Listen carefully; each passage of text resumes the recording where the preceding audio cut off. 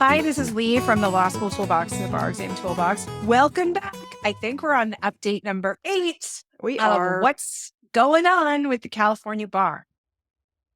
Well, So I don't know about you. what's going on, Lee? What is going on? Well, I don't know what you were doing yesterday, but I sat through the 90-minute Q&A that the bar hosted yesterday for applicants. There were thousands of people, as they said, on the Zoom call, more questions that they could answer.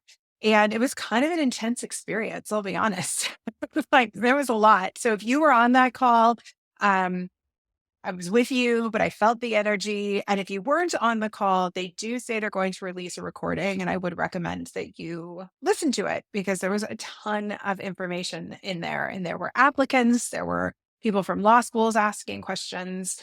I think what was clear is that there are still a lot of open questions. Well, I mean, we're less than 5 weeks from the exam at this point. So yeah, I know. So what I thought we would do today is kind of talk about some of the things that I was like, oh, really? When I heard it on this Q&A. And then we have some other things that we hope everybody's taking note of. So we'll start with the, oh, really? items that I came out of this with. So first is for folks who are taking this exam with 1.5 time. So this is one of the most common accommodations that we see. You are taking the exam over 4 days. There is no other option. It is over 4 days. In the past accommodations, sometimes people had longer days, sometimes they had one extra day, but it's over 4 days. And there were some big feelings on the call about this being kind of publicly discussed because of concerns about cheating or people releasing the PTs or talking about what's on the test. But it is important for everyone to know that the bar has been doing this for years and years. And I don't think cheating has been rampant. So I know it sounds scary that folks will be taking the exam over many more days, but this has kind of been the norm. Yeah, exactly. I think people maybe are just paying attention to it now, but it definitely is not a new thing. Yeah. All right. The second thing where I was like, really? Was they have these new pop-up locations. So if you... this was the first I heard about this. I'm like, are they going to come with food trucks? I know. So the pop-up locations sound a little bit like where we all used to take the bar in the olden days, but there are going to be these pop-up measure learning sites where I believe it's going to function just like a measure learning site because you're not taking the exam remotely. You are taking it with measure learning. But there were some open questions like, would they be providing whiteboards? And they are going to provide computers, right? And what if I'm not close to one of these pop-up sites? So, I mean, also, is the pop-up a big room or is it like an individual room? Because I thought if you went to the measure learning, you were going to be in your own room. Oh, I'm not sure. Well, I mean, these are not big. These are not individual rooms. We have the Ontario Convention Center. Right. That's what I was looking at. Yeah. And South San Francisco Convention Center, a Chula Vista Elite Athletic Training Center, and that would the grounds in Roseville. I don't even know what that is. Or it sounds like a shopping mall. I know. I used to work in Sacramento. I've never heard of that. So anyway, if you were at one of these pop-up centers, I would make sure that you are tracking your email very carefully so you understand if they're going to perform just like the other measure learning locations or if there are going to be some differences, including this whole whiteboard issue. There's a lot of discussion about the whiteboard and that you can have as many pens as you want of multiple colors. Although if you go to the measure learning, they're going to provide the whiteboard and just one black marker, but will it be fine point? Will it be giant? Who knows?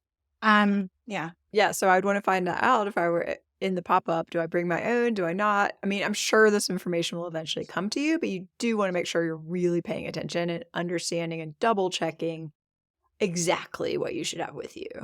Yes. And I know it sounds silly that we keep talking about the pens, but let's think about it.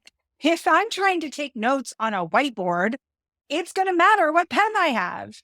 So I want to practice with that pen. And if I know what I'm going to get in the testing center, or if I have to produce my own whiteboard and markers in my home office where I'm taking this exam, I need to practice because you don't want to be like new to the whiteboard experience on exam day. No, and for me, I always made sure I had a red pen and a blue pen and had a very specific way of doing my pre-writing outlines with like a mind map and the facts were in red, say, and the law was in blue. So if I had to change that, I would want to make sure that I had practiced it. Oh, and let's go down even a thing because if you do a mind map, you can't drag your hand on the whiteboard because it will erase. I knew that was going to make you laugh, but it's so true. That's why you have to practice because you might not be able to write normally. Yeah. So anyway, point being, figure out what you're going to have available to you and actually practice doing it the way that you're going to be doing it. Yes. Okay. And stay tuned for those FAQs because they are supposed to clarify this issue soon. Okay. The other thing that they spent a lot of time talking about, because there was a lot of anxiety about, was copying and pasting and how you can access the questions. And so they even had a whole slide just about copying and pasting and the measure learning platform. So just to confirm, this is what they said, that the learning platform allows you to annotate, highlight, copy, and paste in all sections of the exam. There was some issue, I think, with some of this on the mock exam that it wasn't performing exactly like the regular exams. That made people very concerned. That you get functionality that can increase the text size. And you can toggle in the right corner. There's like a toggle that allows you to enlarge or reduce the font. So you can make it easier to read. Because I know that we heard from some takers of the experiment that the felt very small and that was hard for them to read. And then all of your computer shortcuts for copying and pasting do still work. So apparently that's how you're supposed to copy and paste is through your shortcuts. There's also details that they discussed about copying and pasting like the entire essay question into a separate like note-taking box so you can see the question while you are writing your answer. I would really suggest that folks set up their like own computers like this and practice that. If you're gonna like read the question and like immediately like copy and paste it over, I would do the same thing on your laptop while you're studying. And then have your whiteboard and really get used to this stuff so you don't accidentally just waste a lot of time trying to deal with logistics. Right. I was wondering if it was going to have kind of that scratch paper box that I know they had in the COVID era. Yeah. So if you can copy and paste into that, I mean, I can definitely see that being useful on the PT. If maybe there are, Mhm. references that you want to have a citation to or something, you could just kind of collect those as you go. And then, in your whiteboard, you're doing maybe a higher level outline. I mean, I think there are a lot of Yeah. ways you could use all of these pieces, but definitely do not be experimenting on the test day. Yes. Another thing that was discussed was spell check. So apparently, Measure Learning does not offer spell check, which I thought was interesting because ExamSoft, even back in the day, did. Yeah. But sometimes your computer's own spell check will work, but then there could be risks to that because it could cause issues. So there was a suggestion that maybe you want to turn that off on your computer. I don't know. But spell check seemed to be like an open question, but that the tool itself does not provide spell check. Interesting. Yeah. So sorry, graders, because you're going to get all sorts of just like really wild answers without any sort of spell check. Well, just got to roll with it. Yeah. There was also discussion, and I kid you not, about the size of the eraser that you could bring in for the whiteboard. Everybody's getting really down into the details. And it was pretty much like bring in a block eraser or like a washcloth, but maybe not like a towel. Like there were some moments where I'm like, oh my gosh, we have totally lost the forest through the trees here, everyone.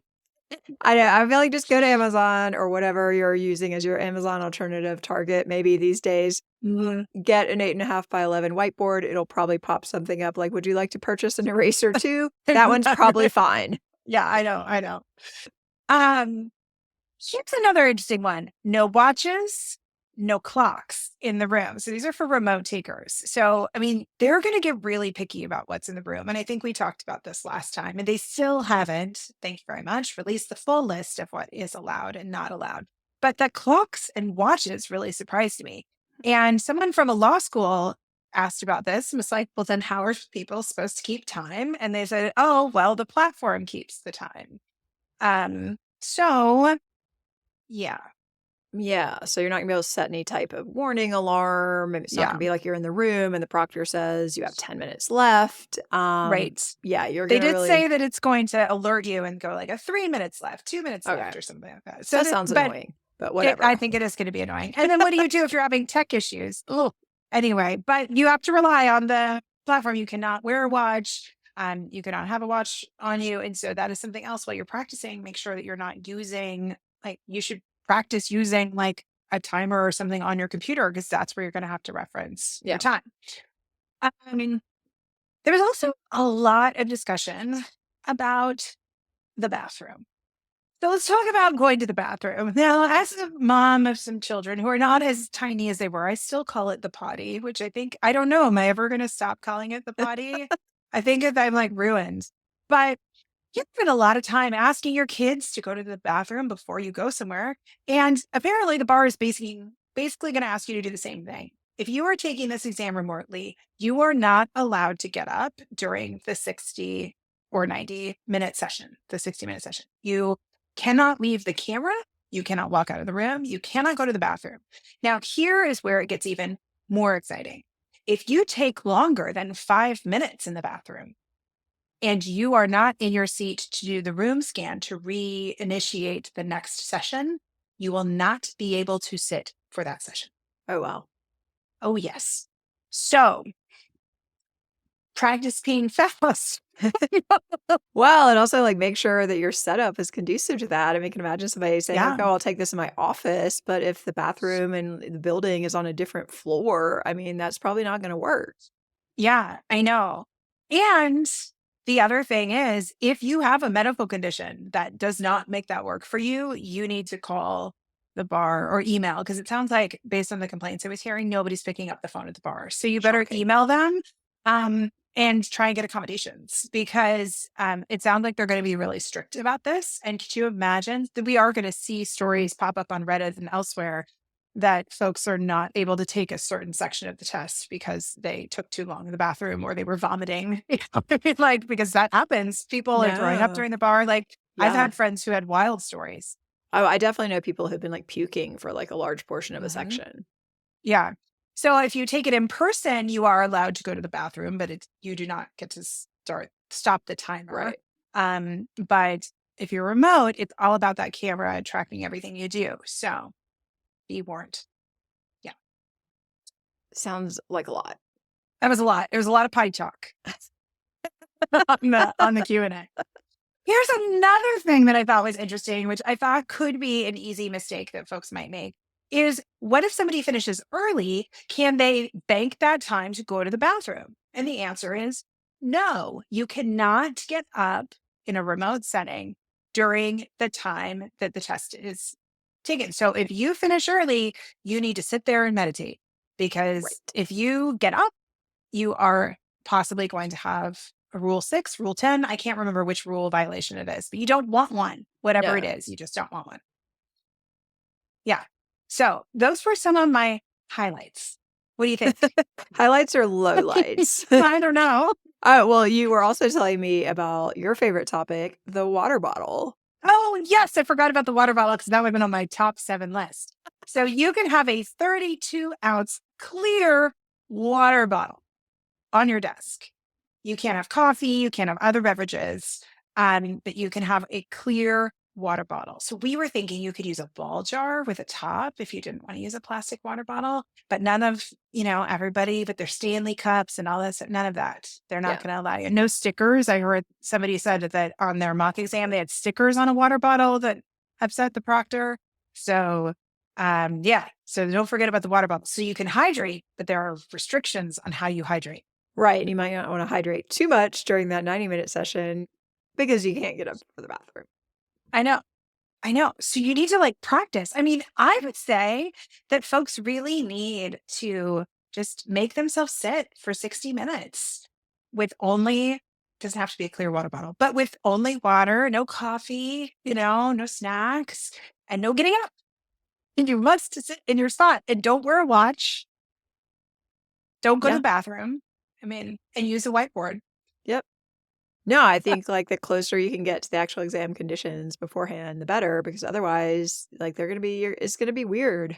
I mean, Yeah. you're going to be being monitored, all these things. Yep. So again, no food unless it's an accommodation.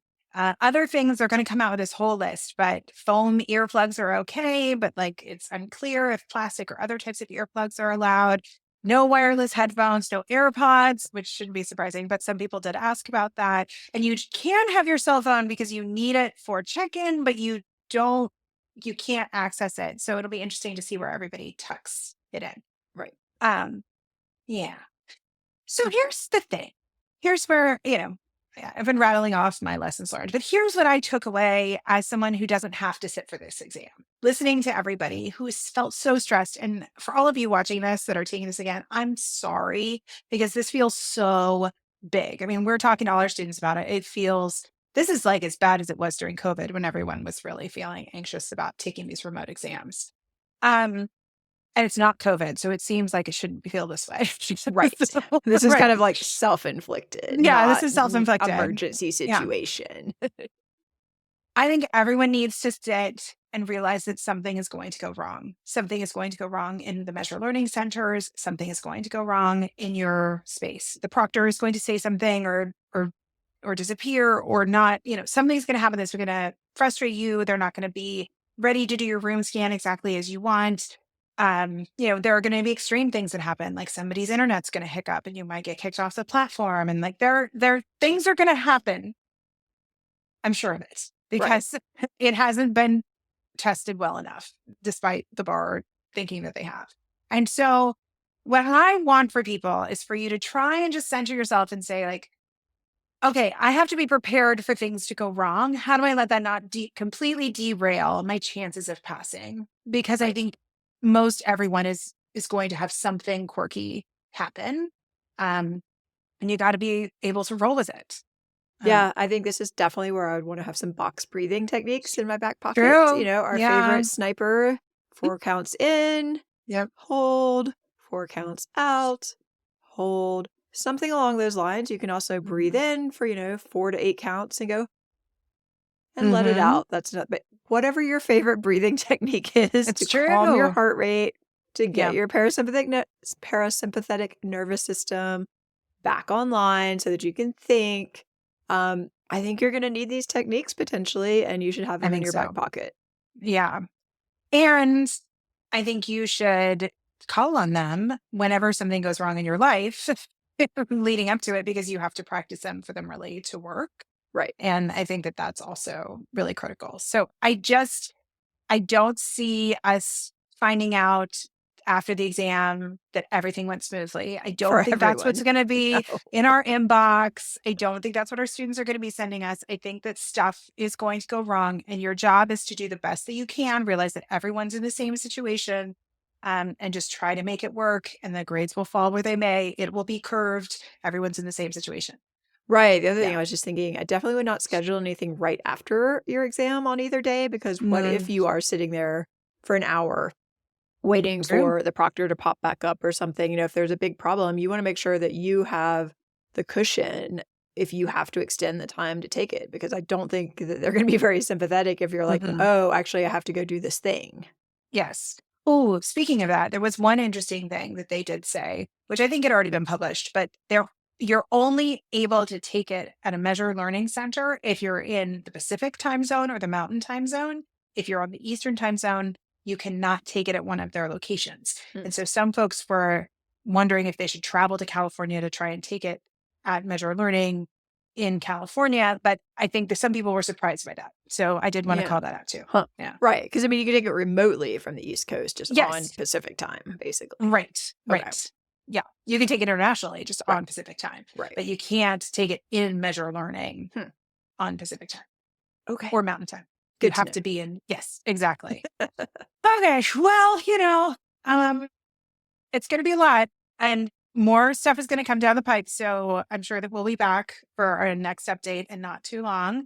And like I said, I would try and get access to the recording and make sure that you listen to everything. Make sure you're checking those FAQs. Make sure that you're seeing those emails that are coming from the bar. Make sure you've done everything you need to do for your mock exam.